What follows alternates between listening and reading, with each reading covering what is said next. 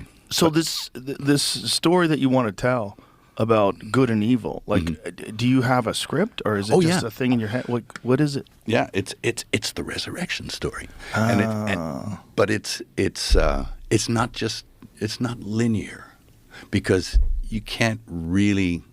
It's hard to understand, so it's got to be put in a framework where you answer a few other questions as well. And you have to juxtapose the event itself against everything else so that it makes some kind of sense in a bigger picture, which is a hard thing to do. And it took my brother and I and a guy called Randall Wallace, plus my brother and I, took us 6-7 years to write it. So are you doing this with historians as well? Are you trying to make it? Yeah. Yeah. Yeah, historical stuff. Well, I regard the Gospels as history. It's verifiable history. Some people say, oh, it's a fairy tale. He never existed, but he did.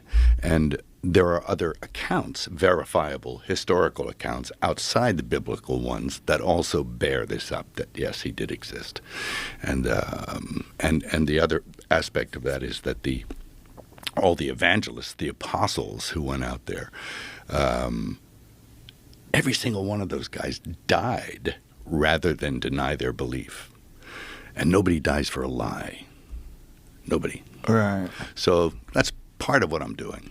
It's like showing nobody dies for a lie. Yeah. Well, the resurrection is the one that is the most difficult for people to swallow. Yes. That's the one that requires the most faith. The most faith and the most belief. Yeah, resurrection. Yeah. Who gets back up 3 days later after he gets murdered in public? Who gets back up under his own power? Buddha didn't do that shit. Right. So.